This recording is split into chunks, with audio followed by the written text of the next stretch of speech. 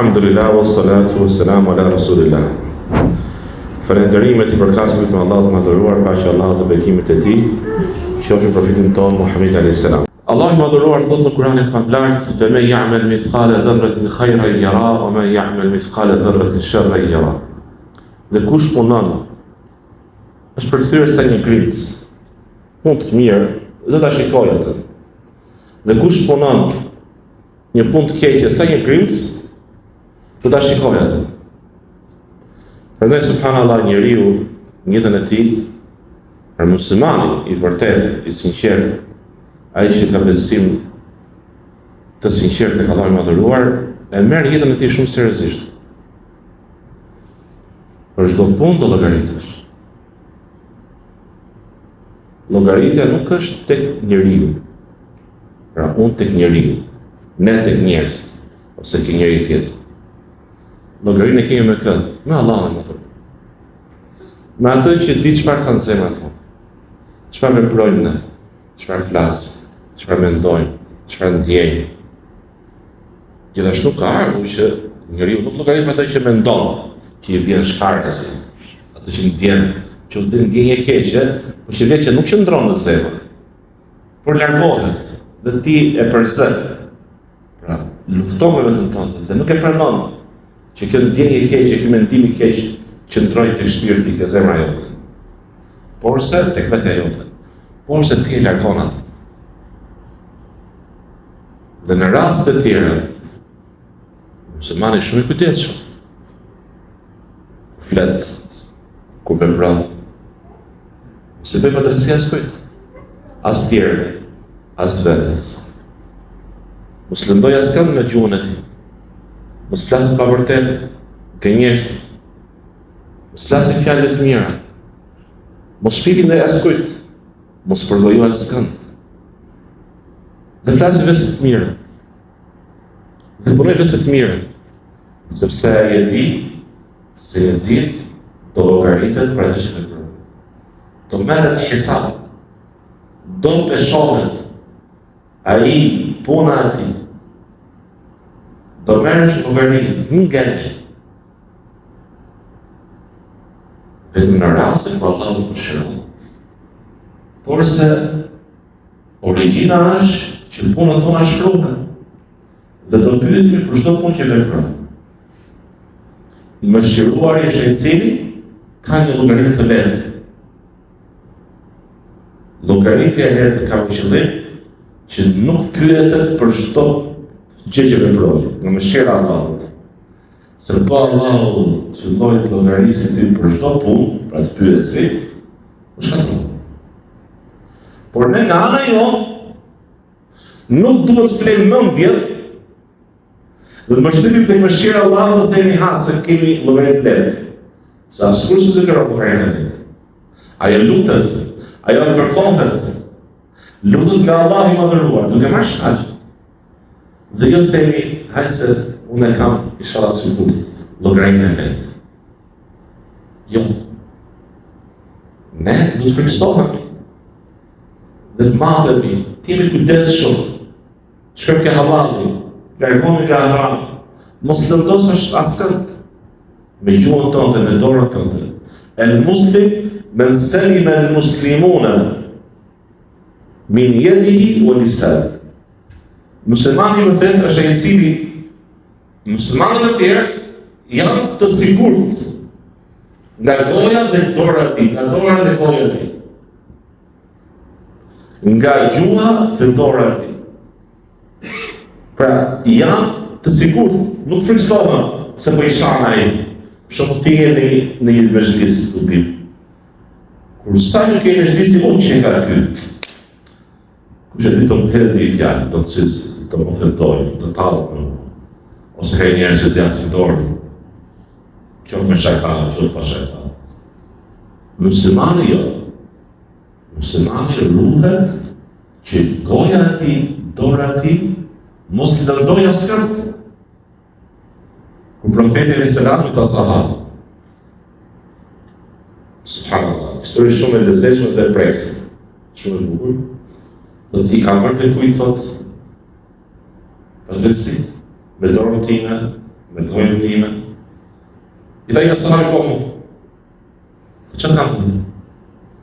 Thot, filan, thot, marake, luft, betej, kur për reshtoje reshtat, me gjuajt e mua, këparë.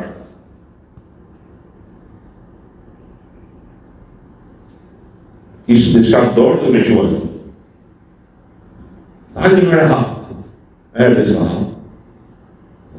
Po mirë, thot, ki gjuajtur këtu. Edhe profesor vite rrobën e ti, edhe në quhe. E je punë. Sahabi. është të mëgojnë. Edhe në s'kam falë formë tjetër të, se si ta frohë shumë të tjetër. Por shikëm hanën e kujtë nga përsa sëra. Kërkoj hapën e tjetër. Merë një hapukët shlyni para se të tisë. Sepse atë ti është shumë e rëndë. Pra Allah i madhërueshë i cili ka vendosur të drejtat e njerëzve, përgjithësinë. Dhe Allahu ka vendosur që kushat shenjtat, in amwalakum wa a'radukum. Në vërtet pasuria juaj, nderet e juaj, vetët e juaj janë të shenjta. Janë të shenjta, nuk preken. Si kjo dita që ishte, kujtë, dita Arafatit, haqët mas. Si dita, si kjo dhëmt, si kjo muaj, jo Recep, Dhul-Hijjah, muaj haqët, Recep i Mitanina, muaj Recep, është muaj të shenjtë. Allah shëndef të e iskëneri, në pitoj, kemi 4 muaj të shenjtë, Dhul-Qa'da, Dhul-Hijjah, Muharram dhe Recep. 3 janë bashkë, 11, 12 dhe 1. Dhe Recepi që numri është, i kujtësh që numri është numri 7. I 7. Në kalendarin hënor, si pas Shqipërit. Atëherë, pësimi sotëm është për disa pika që ti diskutojmë shkurtimisht, sepse pika është shumë të rëndësishme që çdo pikë ja vlen ta marrë si temë ligjërate të veçantë. Titulli i mësimit sotëm ose tema e sotme e përgjithshme është Islami al-Islamu nidhamun kamil al-hayat. Islami është sistem rregullues i plot jetës së njerëzit. Islami është sistem dhe rregullues i plot i përsosur jetës së njerëzit. Islami rregullon jetën në çdo aspekt njerëzor, në çdo fushë të jetës së njerëzit, në atë shoqërore, sociale, ekonomike, politike, ushtarake, në çdo aspekt fetare, shpirtërore, materialiste. Islami, feja Allahut, që Allahu ka zbritur në Kur'anin tonë lart dhe në rrugën profetike, në traditën profetike, ka sqaruar çdo gjë dhe ka përgjigje për çdo çështje. Ka përgjigje dhe zgjidhje për çdo çështje. Porse është detyrë për ne që ta mësojmë këtë fe në mënyrë që të mos mbesim pa përgjigje ku na duhet një përgjigje për një pyetje ose për një çështje tonë. Pra, Islami është një sistem i plot i jetës së njerëzit. I tregon njeriu të rrugën e drejtë, rrugën e saktë, për zgjidhjen e çdo problemi që i has në jetë. Kjo është pika e parë. A ka diçka që Islami nuk e përgjigje? Si fe, si zgjidhje, në gjykim, si ta bëj apo mos e bëj? Ta veproj apo mos e veproj? Jo. Në Islam gjendet përgjigja për çdo pyetje dhe zgjidhja për çdo çështje, për çdo problem. Pastaj problemi kthehet tek ne. ke dia e pagut që ne mund të kemi për fenë tonë. Pika 2. Islami synon, ka për qëllim organizimin e jetës njeriut. Islami si fe e nxit njeriu të jetë produktiv, të jetë njeri që punon dhe e shfrytëzon kohën.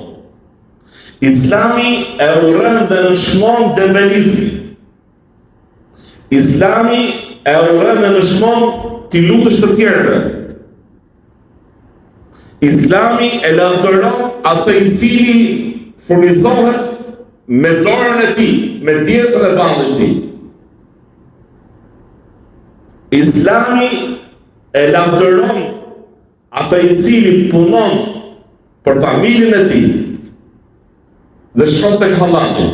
Ka argumente të shumta prej ajeteve, haditheve dhe transmetimeve për selefëve që lavdërojnë njeriu i cili yesa përpiqet në risku e vetës së tij dhe familjes së tij dhe kanë konsideruar për ibadetit. Dhe kanë nëshmuar atë njeri i cili me pretendimin se adhuron Allahun lë punën. Dhe nuk punon. Dhe pret nga tjerët.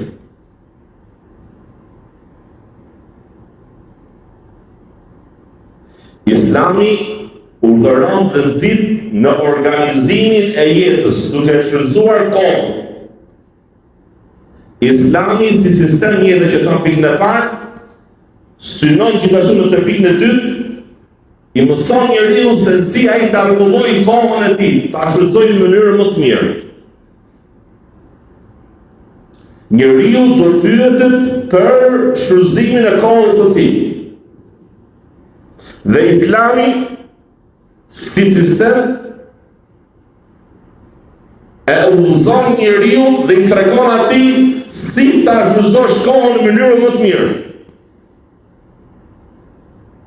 Në lidhje me fenë e tij dhe në lidhje me dynjan e tij. Mësoni të mirë. Pra, tek Islami gjendet suksesi i njeriu në dy botrat. Në të botë dhe në botën tjetër. Por se kërkohet që muslimani ta mësojë fenë e tij. Ta mësojë se si Islami të udhëzon, të tregon rrugën e duhur për të shfrytzuar kohën tënde. Prandaj në shumë libra të tjerë dietarët kanë folur se cilat janë përparësitë e muslimanit në jetë në lidhje me punët e tij të përditshme. Kur punët përplasen me njëra tjetrën. Gjithashtu në librat e Islamit ka se ku jemi përparësi. Në jetën tonë përplasën shumë punë. Koha është e shkurtër, është e patur, nuk nga të për çdo punët. Atëherë, kujt du t'ja përparësi punët të mia? Përveç sajt, vetëm flasim për çështjet e dynjas, e punëve të dynjas. Kush ka më shumë përparësi? Familja, shokët, shoqëria, parafisni, kjo punë të dyqanit, kjo punë tek ara, kjo punë tek dormarja, kjo punë tek financat, punë tek xhamia.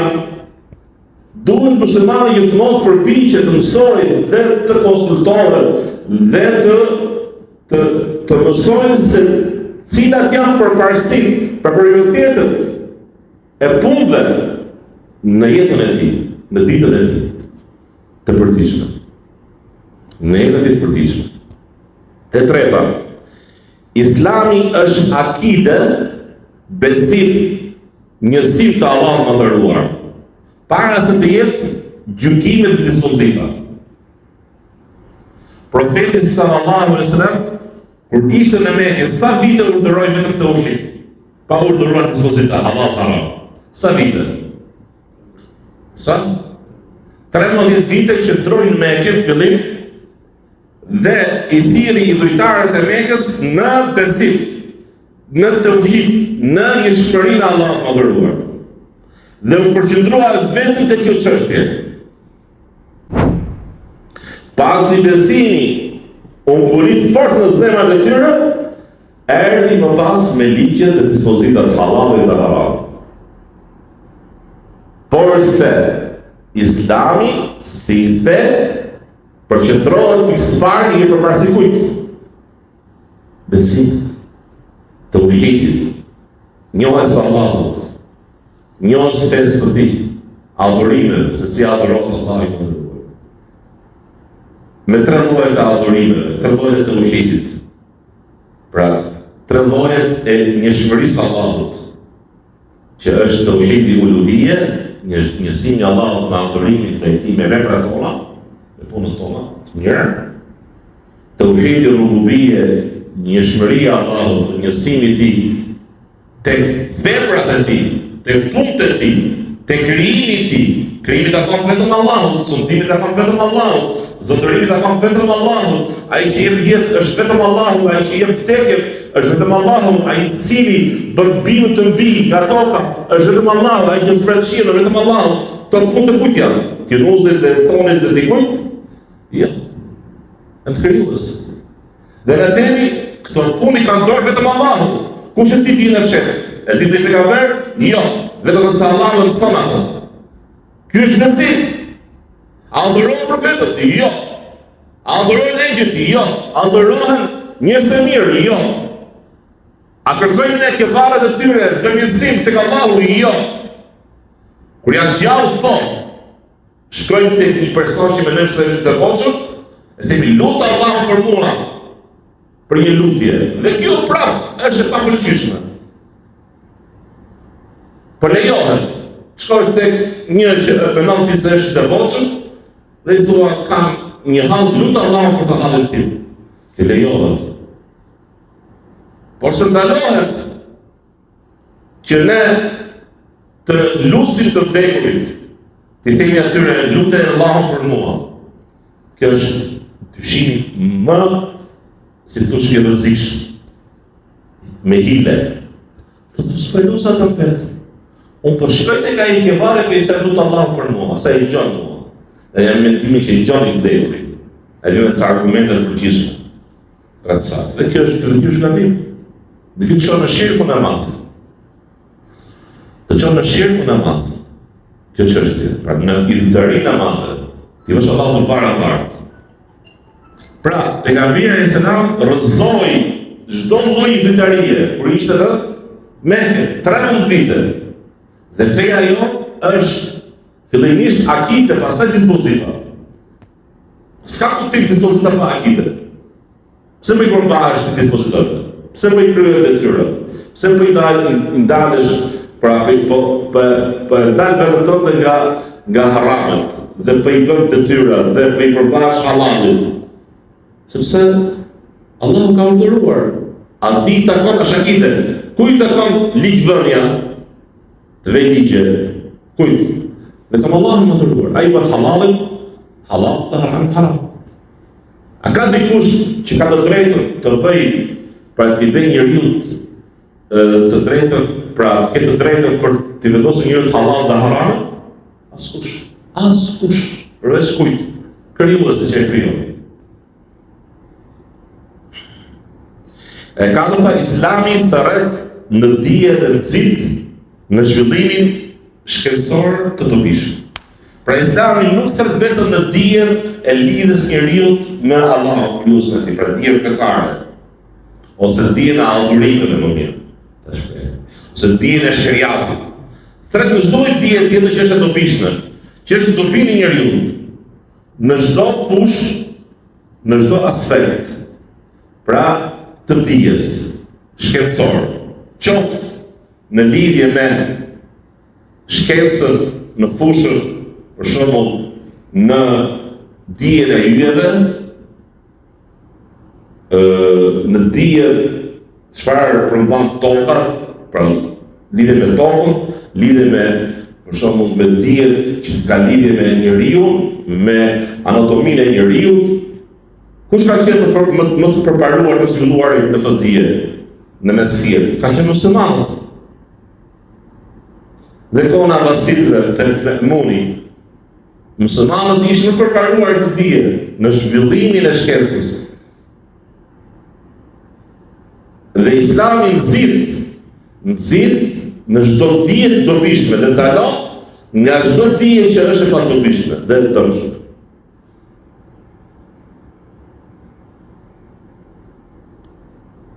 E pesta, Islami e lejon pasurinë e fituar halal, pa shfrytëzim të tjetër dhe pa mashtruar atë, dhe pa e vjedhur atë, dhe pa e plashkitur, e pa e arrëmbyer tjetër pasurinë. A duhet të jetë muslimani i pasur? Po, duhet të jetë i pasur, dhe pasurinë e tij ai lufton për të drejtën, për të mirën, ndihmon varfrit, vejat, nevojtarët, ndihmon dhe përkrah fenë e tij, si ndihmoi Ebu Bekri, Umri, Abdurrahman ibn Auf.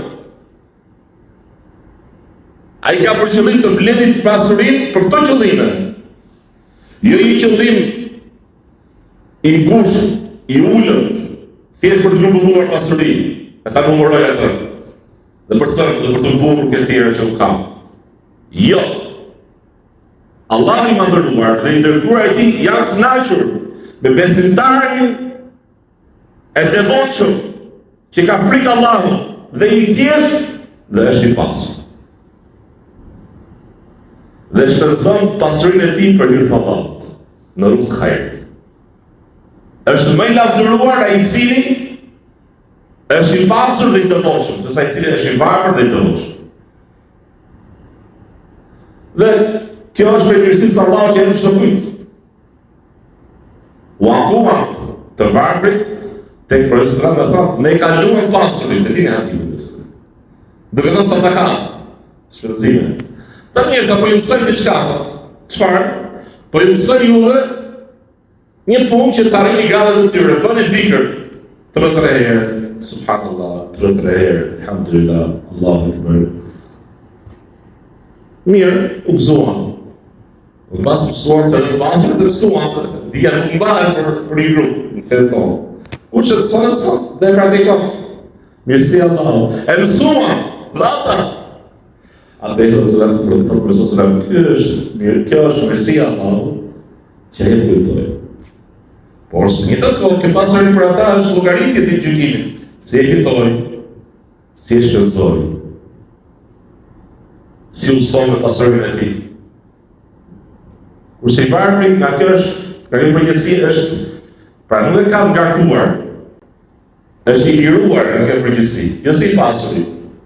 I pasuri nuk ka një pasuri në shtëpinë e tij, në posedimin e tij, ka përgjësi do pyetet. Si e fiton dhe ku e shpenzon. Dhe ai i cili e fiton në halal dhe shpenzon në punë të hajrit, shpërblimi i tij është shumë i madh. Duhet të dini një rregull vëllezër. Aty ku shkaqet e tundimit për njeriu janë të shumta, mani me të rregull. Dhe besimtari i përmbahet halalit dhe haramit, pra i përmbahet kufive të Allahut, shpërblimi është më i madh. Se sa ku shkaqet e tundimit e të dobta. Se ka ardhur që Allahu nuk shikon atë, pra nuk e shikon të gjykim dhe nuk e flet plakut ai moral. Pse? Po s'ka shkaqe të ndinje, ai është i moral. Dhe i varfrit mendje madh. Pse? S'ka shkaqe për çë mendje madh. Ai plaku s'ka shkaqe për të ketë ai moralizëm. Si i riu. Pse ka ardhur që 7 persona Allahu ndifusi në hijen e arshit të tij dhe gjykimit. Dhe ka përmendur këtë. Atë të ri që i vjen një grua e bukur me pozit dhe e thërret për të bërë imanitet dhe i thot, jo të largohu, kam frikë Allah. Ke ky person jam mbledhur shkaq të kujt? E të ndimit, gjitha, pra bukur në pozit, i ri është. Ka frikë Allah.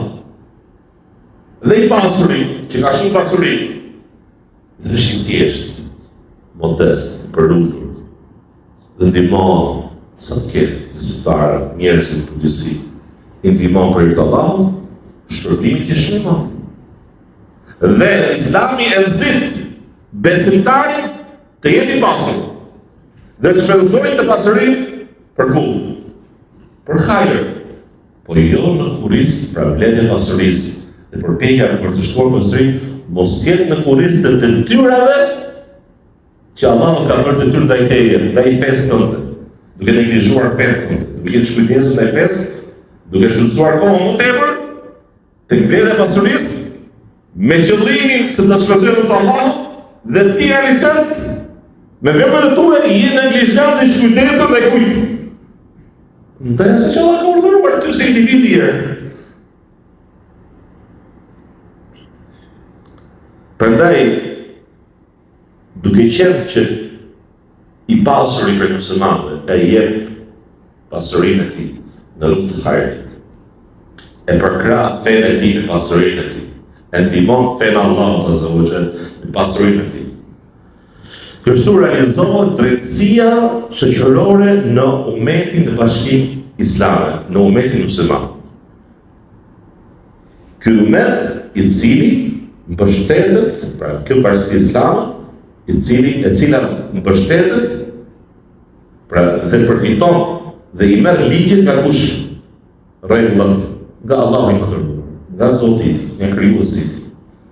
Në aty thuhet sa e mirë është pasuria e lejuar halal, e mirë për njeriu e mirë dhe të devotshëm. Pra pasuria më e mirë është ajo pasuri halal e mirë që është në dorën e kujt? Në dorën e besimtarit të mirë dhe devotshëm. Prandaj ka një hadith tjetër që dy lejohet dy total, zilia e mirë. E para, ai që lexon Kur'anin gjatë natës dhe arsëm tjerë, dhe i cili ka pasuri dhe shëndëson rrugë të Allahut. Këtë persona është i pas zili për mirë. Pra, bëm si ta, dhe të rrejta atyre i shalë. Nuk ka të shalë. Pra, në këto dy punë lejohet zilia për mirë. Islami është fe e përpjekjes gjihadit dhe e jetës. Pra Islami të urdhëron të mbrosh fenë tënde, të mbrosh nderin tënd, të mbrosh pasurinë tënde, të mbrosh fenë tënde nga çdo njeri që kërkon ta cënojë fenë, nderin, pasurinë, familjen, tokën. Dhe gjithashtu e urdhëron muslimanin të bëjë një jetë të ndershme, të drejtë, të qetë, në mirëqenie, po gjithmonë ka parasysh diçka, nuk je përparësi të njas para ahiretit. Gjithmonë ai je përparësi asaj që është më e mira dhe më e përhershme. Khairun wa abqa. Khairun wa abqa. والآخرة خير وأبقى وللآخرة خير وأبقى. Dhe ahireti është më mirë dhe më e qëndrueshme, e përhershme për ju. Dhe dynjaja është që në dim gjithë, çfarë është dynjaja? Dhe kalon, dhe ikë. Se temshi. Dhe ikë. Dhe do vi moment, vallahi, billahi, tallahi, sikur s'kemi qenë. Do vi moment që po isha apo s'isha. E shtata dhe e fundit, Islami e ringjall mendimin, studimin. Pra, ringjallja e mendimit dhe studimit ka për qëllim nëse muslimanët mbesin mbrapa tek mendimet e mbyllura, të ngurta, mbesin në pet të fanatizmit, të pakuptimit dhe nuk përparojnë në studimin e fesë të tyre, nuk përparojnë në zhvillimin e mendimit të tyre. Pra Islami urdhëron në ringjalljen e meditimit mendimit, studimit dhe lufton ngurësinë në mendim. Dhe gjithashtu, siç urdhëron dhe nxit të jemi larg ngurësimit të mendimeve, ashtu nuk i pranon dhe mendimet e huaja të vinë në Islam. Dhe lufton dhe shpikjet në fe. Këto mendime të huaja që i portojnë nga India, nga Azia, nga Perëndimi, nga Amerika, ku diuna, nga vendet e tjera, nga Perëndimi dhe nga Lindja, nga çdo vend tjetër, nëse importojnë, duke menduar se Islami ka nevojë për këto mendime, për ta plotësuar të fe, dhe ka mendime të shpikin gjëra në të fe, se janë të mangëta, pra ka gjë që janë të mangëta në të fe, dhe ne i plotësojmë këto bidate në këto shpike, dhe këto importime të këtyre mendimeve të huaja, atëherë kemi gabuar rrugë. Dhe kjo nuk është rruga e drejtë. Por në njëjtën kohë, Islami e lufton ngurtësimin, pra fanatizmin ndaj një mendimi personal të dikujt, të një dietar ose të një mezhebi. Muslimani duhet të studiojë, duhet ta zgjerojë pra mendimin e tij brenda kujt rregullave të Islamit që ka lejuar, pra brenda rregullave të studimit të Islamit. Por një të kohë që e lufton dhe është largujt importimit të ideve të huaja në zgjidhjen e çështjeve ose në shpikjen e gjërave të reja në fe. Nuk ka nevojë Islami për gjëra të reja që i mungojnë fesë. Islami ka nevojë që ti ta studiosh Islamin si fe, ta studiosh Islamin si sistem njete, dhe jo të jesh i ngurt në një mendim që ti e ke mësuar, ngurësohesh dhe të mos studiosh më qërë atë që është pra e njohur në literaturën islame. Sa më shumë njeriu të njihet me mendimet e ndryshme brenda nesh, të njihet me studimet fetare për çështjet e ndryshme brenda rregullave të Islamit, ai do jetë më tolerant në sjelljen me të tjerët. Dhe do ketë mundësi pra përparimi dhe zhvillimi në mendim më shumë. Këto ishin 7 pika që lidheshin me mësimin e sotëm, që ishte me temë Islami, një sistem dhe një rregullim i jetës i plotë për individin, për njeriu. Me kaq e mbyll, alhamdulillah, wassalatu wassalamu ala rasulillah sallallahu alaihi wasallam. Allah më